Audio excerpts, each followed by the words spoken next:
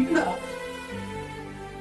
ఈ 40 దినాలు నోవహు కాలంలో భయంకరమైనటువంటి ప్రచండమైనటువంటి వర్షం పైన ఆకాశం నుండి కింద భూమి నుంచి 40 పగళ్ళు 40 రాత్రులు ప్రచండమైన వెలుగు వచ్చింది. అది మనకు తెలుసు.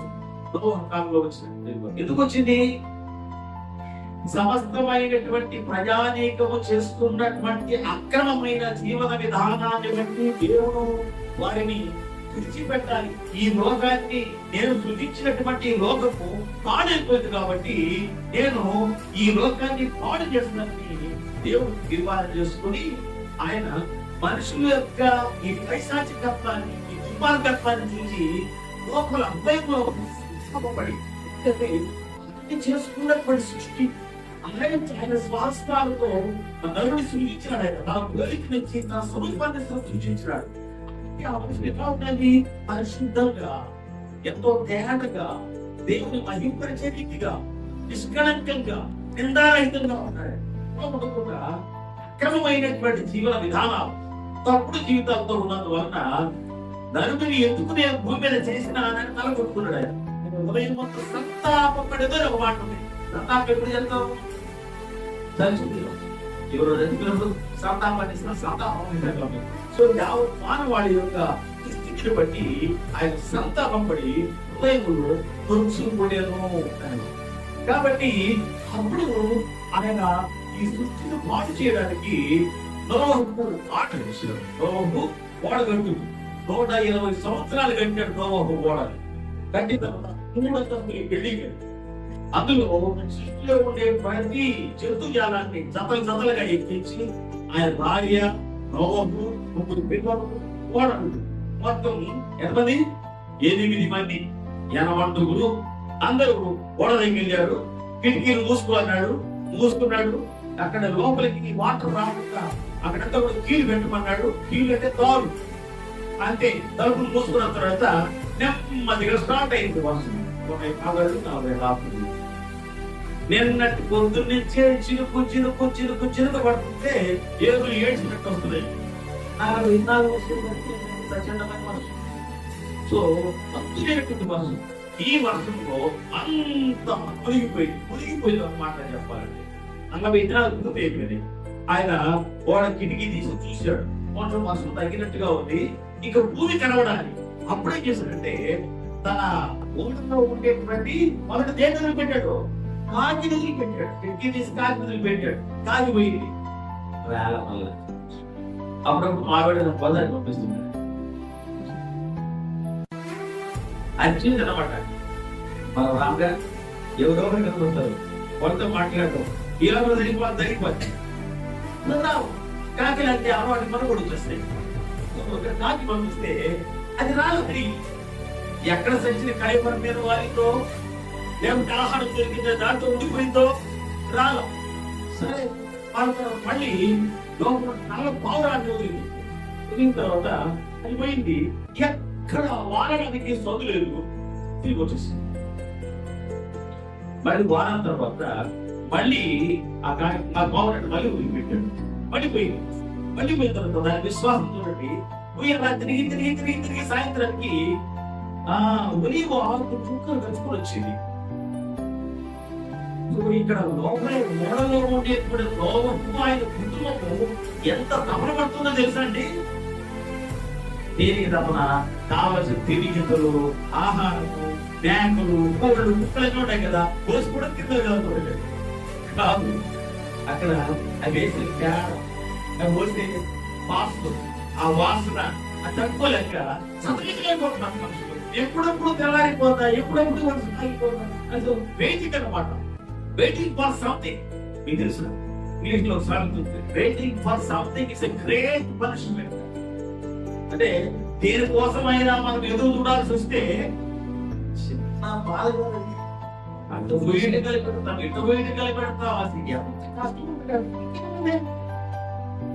బస్సులో బస్సు ఇక్కడ సో ఇక్కడ ఈ శిక్షాకాలం చెప్పాలంటే పూర్తయిపోయింది. మళ్ళీ 40 రోజుల తర్వాత మట్టి మీద, భూమి మీద పాదం మోపెట్టిన అవకాశం పెంచుతారు కుటుంబానికి. సో దీనికోసం ఎదురు చూస్తున్నాడు. ఆ భావనకు దానికి వచ్చింది. ఎంత ఆశ్చర్యకరమైన విషయమో. సో నిరీక్షణ దేవుడు ఆహారంతో ముందల మీద దాన్ని ఆపి ఇక్కడ దిగేదానికి అవకాశం కల్పించినాడు. సో ఎదురు చూడడం అంటే ఒక నిరీక్షణతో మళ్ళీ మేము భూమి మీద పాదం మోపుతామనే గొప్ప నిరీక్షణతో ఎదురు చూడడం, అది గొప్ప. రెండవది ఏంటంటే పీస్. పిఏఈఎస్ఈ కాదు, పిఏఈఎస్ఎల్ పీస్ అంటే ముక్క. పిఎస్ఈ పీస్ అంటే ఈ రెండవ విషయం ఏంటంటే, రెండవ ఆదివారం మనం జ్ఞాపకం చేసుకోవాల్సింది పీస్, శ్రమం.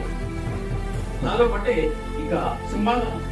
ఒకసారి యెషయా గ్రంథం 9వ అధ్యాయం 6 నుంచి 7 వచనాల వరకు వాక్య భాగాల్లో చూస్తే, ఆ వాక్యంలో యెషయా ప్రవక్త ఇశ్రాయేలు ప్రజానీకానికి, యూదా జనాంగానికి ఆయన ఒక అభయం ఇస్తున్నారు. దేవుడు ఇచ్చిన అభయం ఏంటంటే, రాబోయేటువంటి రాజు అంటే మెస్సియా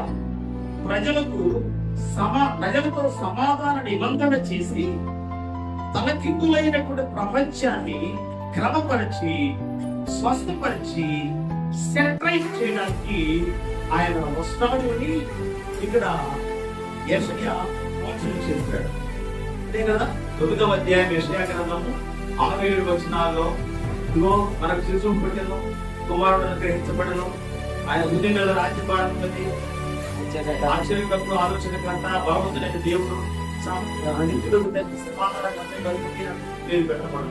సో ఇప్పటివరకు ఆ యుద్ధ సమాజంలో ఉండేటువంటి అసమానతలు, ఉత్పత్తులు, బలహీనతలు, లోపాలు, వీటన్నిటితో బ్రతుకుతున్నారు వాళ్ళు. సో దోపిడి, సమాజాన్ని దోపిడీ చేసేటువంటి వాళ్ళ మధ్య బ్రతుకుతుంటే, ఇక మీదట అలాంటి స్థితి రాకుండా మీకు శాశ్వతమైనటువంటి సమాధానం, ఆ సమాధానం ఇచ్చేటువంటి ఆ కర్త, ఆధిపతి మీ మధ్య కూడా రాబోతున్నది ఆయన ముందుగా ఆలోచించినాడు. అంటే సమాధానానికి సమాధానం అంటే మరి వేరే రాస్తున్నాడు.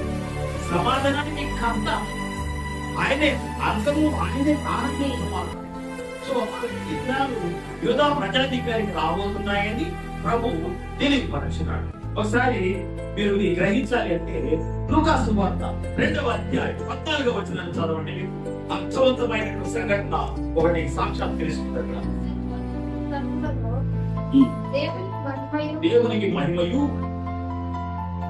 ఆయనకి ఇష్టమైన మనుషులకు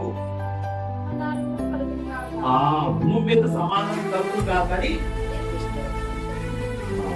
ఎవరు దూతలు ప్రభు అయినప్పుడే యేసుక్రీస్తు పుట్టిన తర్వాత ఆయన పుట్టిన వార్తను ప్రపంచానికి చాటి చెప్పే నిమిత్తమై మొట్టమొదట దేవుని యొక్క దూతలు ఈ కీర్తనిగానం చేశారు. సర్వోన్నతమైన స్థలంలో దేవునికి మహిమయు ఆయన ఇష్టమైనటువంటి మనుషులు భూమి మీద సమాధానం. సో ఇక్కడ చూడండి, ఎన్ని జీవితాలు, ఈ క్రైస్తవ జీవితాలు కూడా అసమాధానంతో రగిలిపోతున్నటువంటి జీవితాలు ఎన్నో ఉన్నాయి. కోపం, అలాగే అసూయ, ఈ ఆవేశాలని చల్లారం. సో మనం ఎంత పీస్ఫుల్ గా ఉండగలిగితే మనము అంతగా ప్రభువుని ఆరాధిస్తున్నామని అంగీకరిస్తున్నాము. ఎదుటి వారు మనకి ద్రోహం చేయడానికి కోసం కూడా మనము ప్రభుత్వం ఉండడానికి ప్రయత్నం చేయాలి. వ్యక్తిగతంగా మాట్లాడేసుకోవాలి. నిన్న ఒక ఆయన దాన్ని వ్యక్తిగతంగా మాట్లాడడం అంటే ఆమె దెబ్బతగలుగుతా మాట్లాడాడు. ఆ మాట వచ్చిన భార్య నేను అనుకోకూడదు అంటే ఎవరికి వసలుకో. ఎందుకంటే అలాగా సమాధానంతో నాకు జరగనటువంటి పేర్లు మీకు జరిగిపోతుంటే, నేను పొందలేనటువంటిది వీళ్ళు పొందుకుంటున్నారే, అసూయ, అసమాధానం, అలాగే కలుషితమైన మనసుతో ఉండేటువంటి వాడు, అలాంటి వారికి సమాధానం